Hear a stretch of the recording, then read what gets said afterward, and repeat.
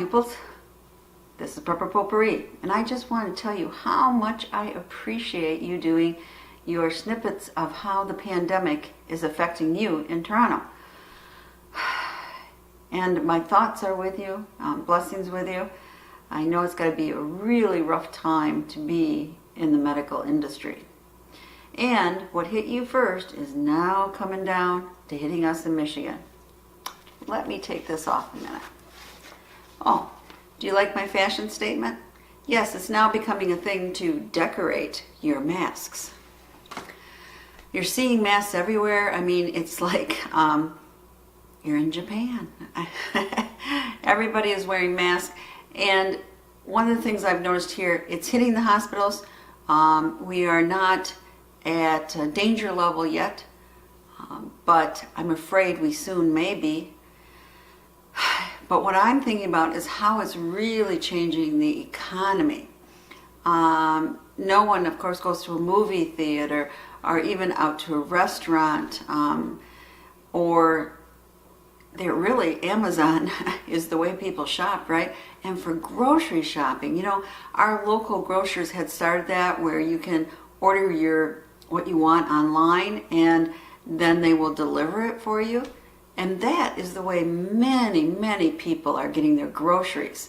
And they prepay for it, they knock when they deliver it, they just leave the box outside. You don't even have to have any contact with that person. And that industry, I'm sure, is booming. And the same thing for getting prescriptions. A lot of delivery for prescriptions rather than going into a pharmacy. So people are realizing that to keep contact away from other people and stay out of crowds is probably the best precaution they can do for this pandemic. And I know at work we're going to be going to the 6-hour type schedule, and that says you work 6 hours and then the next shift comes in 6 hours. So it's only one person in a room at a time. So hopefully that will cut down any spreading. And of course, we have hand sanitizer all over the place and masks, and really tell our employees to be vigilant. And some of us can work more from home, so we are doing that. But let me tell you, if it wasn't for the internet and YouTube and Netflix, you go bananas, because that's where my social contact is mainly coming through. You know, might be some FaceTime on the phone, or it's watching videos like yours, pupils. So let's hope not too many people get a pandemic and all of a sudden we don't have any internet service. Well, and I have to admit it's affecting my own industry. I own a medical billing company, and many of our clients are surgeons, and people just aren't having elective surgeries right now. So if they aren't doing them, we aren't billing them, and we aren't taking our percentage. And you know, a lot of industries are going to be impacted that way. So I hope this pandemic isn't a long run one, because it will cause economic problems. Believe me.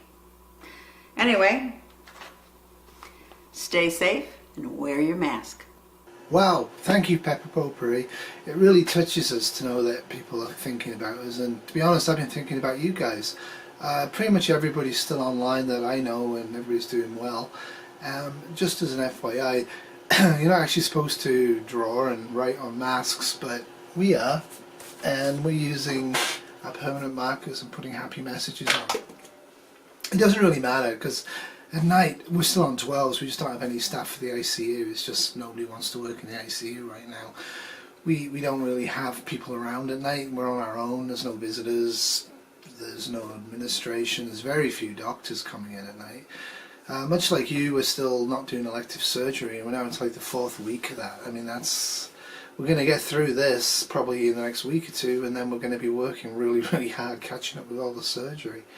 So it doesn't really got any end in sight for us. Now the good news is that the pandemic seems to be getting better. We're not really admitting so many people anymore, and the case numbers have dropped significantly. So it appears to be self-limiting itself, though I believe they're still working on a vaccine. What else? Yeah, cool. I really like that mask, and I think it's great. We have adequate supplies. We had a period midweek where we were actually running out of gear, but we still have enough. So that was good news. And like I say, me and Kitty have got plenty at home, and we're not going out, we're not going to yoga, we're not going shopping particularly. We are using grocery delivery services as well. But I would point out to you that consider the packaging and all the surfaces contaminated. Rub them down with Virox, because you probably got Virox, or at least bleach towels, and let them dry out. There is a possibility of the virus is drying out and then going airborne after you touch packaging, so I'd be really careful of that. But yeah, people are developing stuff. Up here we don't have a pharmacy service, but pharmacy is allowing people to pick them up, and there's actually a few entrepreneurs out there using Uber who are literally going around and collecting prescriptions for people and delivering them and making quite a bit of cash from it. Being a little more on the socialist side, our governments up here have actually banned and closed all restaurants, all swimming pools, all cinemas, all movie theatres. Everything's been ordered closed, and that's having a large distress. Now the federal government is actually using EI, and that's passed a mandate that people will get 60 or 70% of lost salary back due to quarantine closures. If you're actually in quarantine, like I say, we're in work quarantine because we've been exposed, they are actually guaranteeing 100% of lost wages for people like us, which is sort of good news. Now the bad news is, out of about 4,500 staff, we've got about 16 to 20 staff down with this. Most of them are fine, they're just at home feeling very ill. But we do have one porter from the emergency department that's in our ICU ventilating. He's really, really sick. Now, as I mentioned last week, we've got a low threshold to keep people on ventilators just because we don't have enough ventilators, even with the provincial pandemic stock of ventilators. But we are keeping staff going, and staff's families, as and when they come in, just because we want to.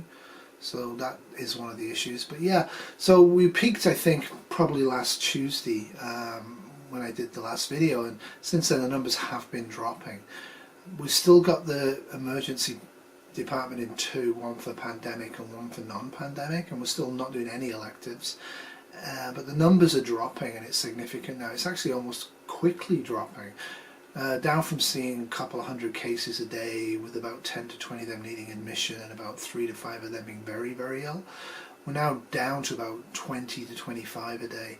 And everybody in the GTA, all the other hospitals reporting the same. So I do actually have some good news. I know the WHO's being very quiet about this, but it does look like this infection is self-limiting and is disappearing, which is absolutely excellent news, because the actual infectiousness of it is what's going to hurt a lot of people. The number of people getting sick and dying from it still seems to be about 3 to 5% of everybody who catches it, and that's obviously not great news. So I'm hopeful that by next week things have got a little bit back to normal. Having to run the double emerge thing and the quarantine floors and the non-quarantine floors is a real headache. Not being able to move staff between and having constant people coming in sick and then having to go home and all the rest of it is a real pain. And like you said, the economic fallout from this is going to be pretty considerable. It is definitely going to push the move to virtual buying and virtual shopping, I think. This might be the death knell for real shops. Malls for sure are just empty, just totally empty. Nobody wants to go to a mall. Anyway, thanks Prepper Potpourri. Keep your spirits up, and hope your business does okay, and tell the surgeons just relax. They'll be making money again soon enough. So this is just some news clips from what's going on in Toronto. Like Prepper Potpourri says, in Michigan pretty much everybody's wearing masks, though a lot of people are having to use cloth and make up their own masks, and I think there's a lot of reusing of masks, and people have been dying, but not in huge numbers. So I managed to find some news stories for you guys to look at as well. And this is some pictures of me at work doing my full superbug gowning up, and also Kitty having some fun. She's the clean and the dirty nurse, so the one who's going into the ICU rooms with the superbug patients is the dirty nurse, but we're actually, as far as we can, having at least one clean nurse outside to help them gown and make sure they don't make any mistakes. But we've had to spread the clean nurse between 4 or 5 people. It's getting really hard to staff. And this is just a picture of me doing some research. They actually wanted to come and do some brainwave research on us to see if there was any difference between brainwave patterns in people who were possibly infected without symptoms and those people who weren't infected. So I said, yeah, sure.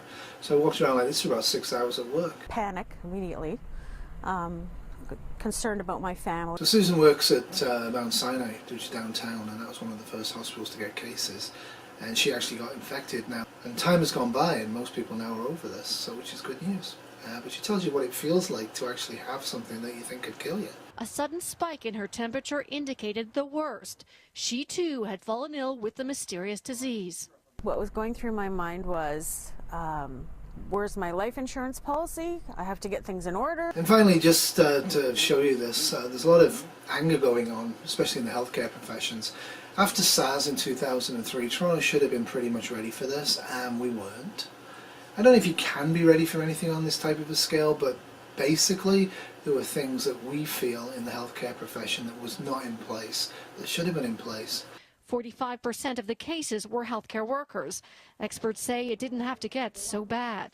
It was very frustrating to see the disarray and relatively poor level of infection control. But Dr. William Bowie isn't sure we're ready for Combine staff being decimated and the reluctance of politicians to listen to scientific advice, then I'm not super optimistic. So yeah, epidemiologists kind of dissecting what's been going on already. But it does look like the flu has passed in terms of severity and numbers. And that's nothing but great news. So you guys be careful out there, and it's not over till it's over. Okay? Bye.